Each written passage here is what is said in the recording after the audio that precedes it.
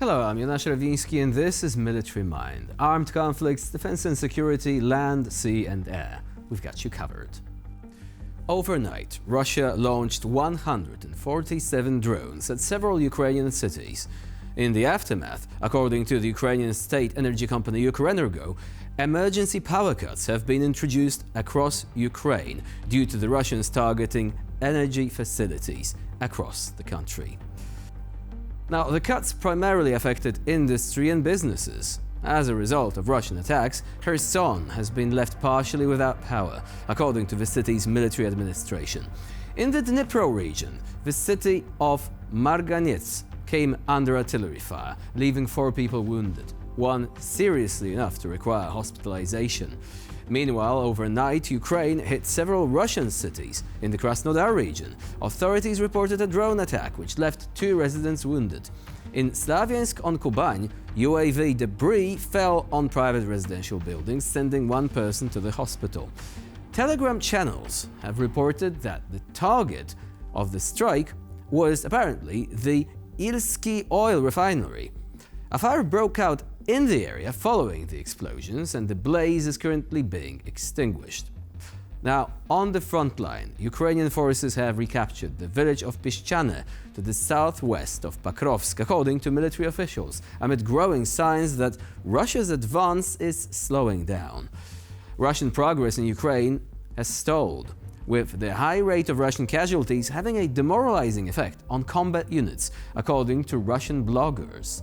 A spokesperson for Ukraine's ground forces in the east said that 7,000 Russian soldiers died in January in the battle for Pokrovsk, and 15,000 are wounded or missing.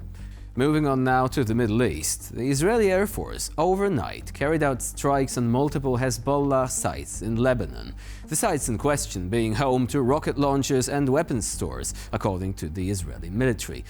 The Israel Defense Forces emphasized that the presence of terrorist infrastructure at these locations violated agreements between Jerusalem and Beirut, and stated that Israel remains committed to neutralizing any threats to its security.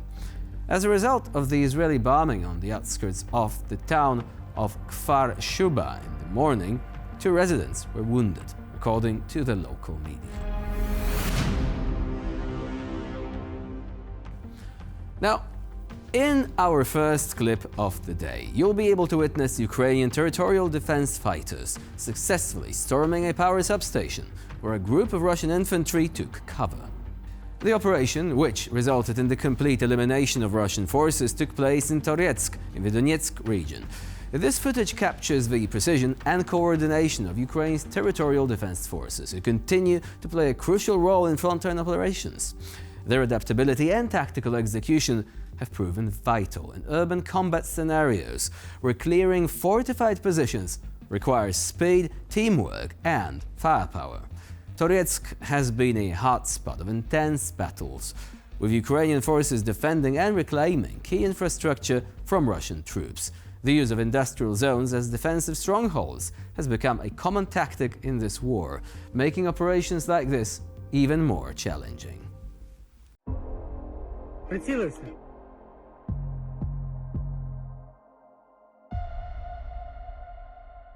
Давай, з Богом.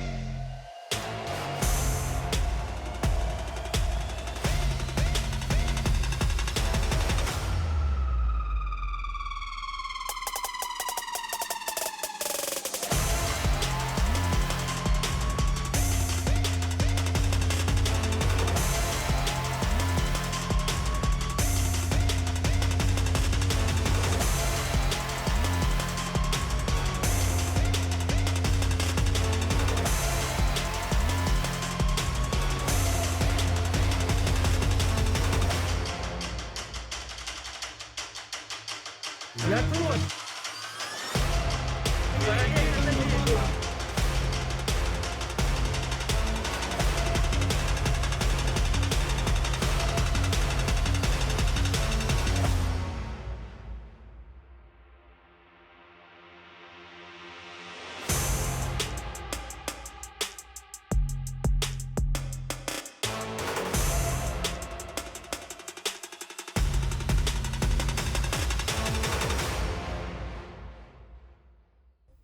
Russia is sending wounded soldiers straight from hospitals back to the front, some still on crutches.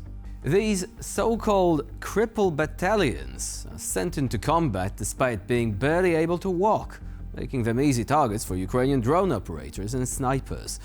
The footage captures the grim reality of Moscow's desperation as undertrained and physically unfit troops are sent into battle with little chance of survival. The tactic reflects Russia's severe manpower shortages and disregard for the lives of its own soldiers. Reports suggest that some Russian units are made up almost entirely of previously wounded troops, many of whom receive minimal treatment before being deployed. Their low combat effectiveness and high casualty rates further weaken Russia's frontline positions.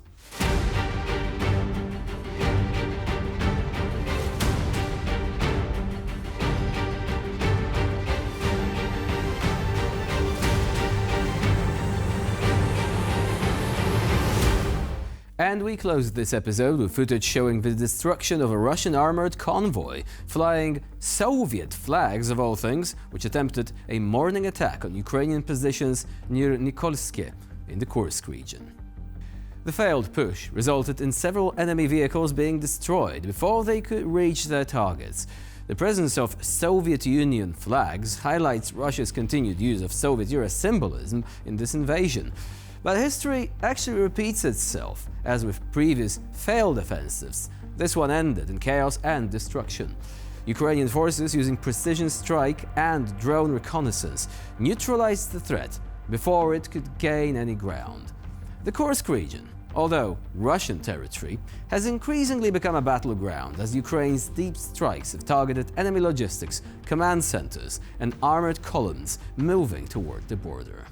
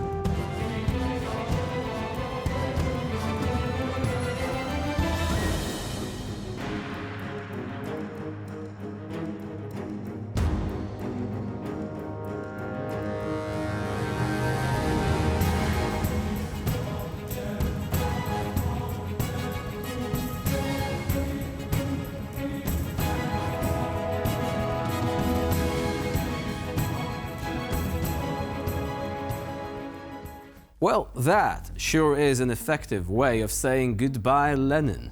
They didn't have drones in the Soviet Union, so that might be an explanation in this case. Next time around, may I suggest a different flag, the color specifically. The red clearly didn't work. Why not try white? And with this, we conclude this edition of Military Mind. Please stay with us here on TVP World for more latest news and updates.